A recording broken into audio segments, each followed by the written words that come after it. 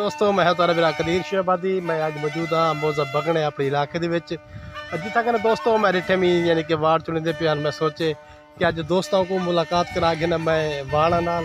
दोस्तों यानी कि जो तुसा कपा देवे को वाड़ भी आख्या वेंदे। तो दोस्तों ये देखो इको सांग लिया देन ये दोस्तों सांग लिए इको वाल इवें काट के चुनिंदे दोस्तों मैं तो दसंदा पिया इवें चुन के दोस्तों वाली को यानी कि एक एक सांगले दे सारे जेडे धियाँ भेड़ियाँ इन्होंने को कढ़े कढ़ के ते वालो गुंदा होंगे जो गुंदा बधे ना गुंदा बध के वाल उनके पिछू यानी कि सटे फुटी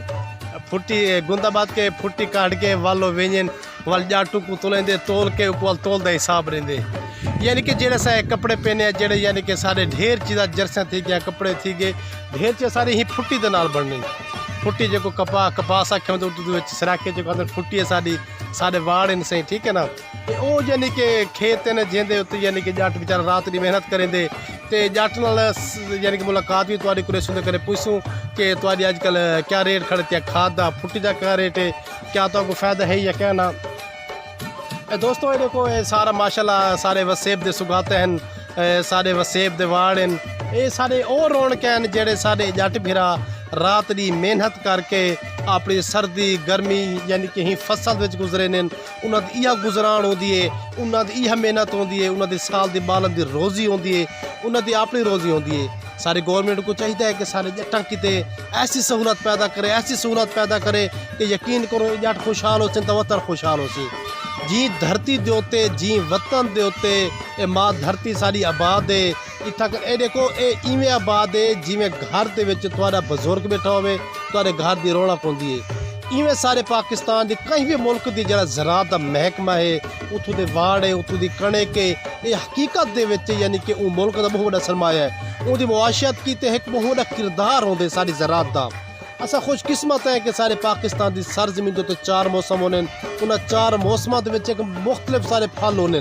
तो सारे जनूबी पंजाब ले गिनो यानी कि सारे पासे कणक भी है सारे पासे वाड़ भी है कमांद भी है सूरजमुखी भी है सारे इलाकों के जेडे यानी कि तेल पैदा थी घ्यू पैदा थी वे वे जेडे यानी कि अपर पंजाब के लोग हैं सारे जट्टां की मेहनत होती है तो बह के डिसाइड करने का क्या रेट करने रेट अच्छा किया करो जट्टां को खुशहाल रखा करो इन्हों ये खुशहाल हो सन तो वतन खुशहाल हो सी जे ये खुशहाल ना हो सन तो सारा वतन कितों खुशहाल हो सी। तो मैं वाल भी गवर्नमेंट को अपील कर सा कि सारे बिरावां को सारे जट्टे बिरा जो जट बिरा हैं जेडे रात की मेहनत करने इन्हें वाड़ा रहने तो इन्हों की मेहनत होती है जेडे जट की जो खुशी रखनी होती है ना ये देखो ये तक मैं लिखा पिया ये डेलू है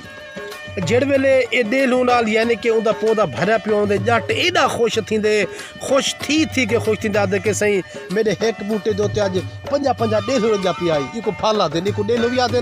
फल भी एक आते जो फल होंदे वाड़ा के बूटे दो फल होंदे वो खुश थींदे जेड़े वेले खुश थींदे वाले जो सांगले दे दोस्तों मैं सांगले दिखे सा ये सांगली दोस्तों ये देखो ये सांगली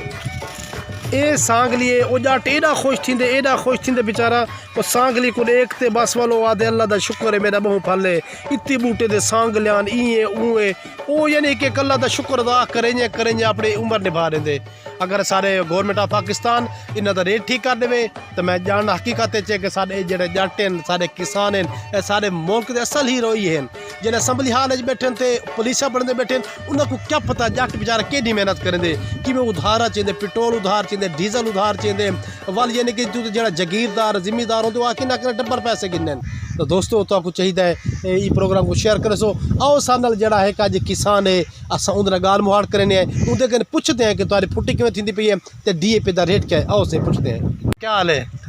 ठीक है सुनो फुटी छुट्टी तारी किमें थी पई है ठीक लाती पई है रेट शेट कोई ठीक है या हाई खड़े दिया रेट ठीक है पानी का क्या घंटे का हिसाब होता तुम्हारा 400 रुपये घंटा है तो DAP दिखा दो थोड़ा रेट आसमान तक क्या खड़े 6,500-7,000 है और कोई खर्चा निकल सी या जेब में पैसे भरे तो मंजी गई बेच के देखो अगर नसीब की गाल है जी। दोस्तों अंजाम साहब जहाँ मुजाहिद साहब बगने तो अज इन्होंने रकबा फिरे से माशाल्लाह इन्हें वार चुने पे प्याज अल्लाह की रहमत 100 एंड क्या थी दोस्तों प्रोग्राम। सानल्या मुजाहिद साहब ने इत्थों जेह्ड़े यानी कि जेह्ड़े वार्ड रेखण उन्होंने दा आखना है कि DAP का 6700 रेट है तो 400 रुपये घंटा पानी दा है। तो अल्लाह का शुक्र वाल भी अल्लाह का शुक्र करें मैं आगे बचत क्या थी सी कि इंशाल्लाह एंड डिठा वैसी। जी दोस्तों अगर तो सारी वीडियो अच्छी लगी तो ज़्यादा से ज़्यादा शेयर कर दो सब्सक्राइब करो सारे QRV TV को दे दो सारे वसेब दे रंग कदीर शियाबादी दे संग।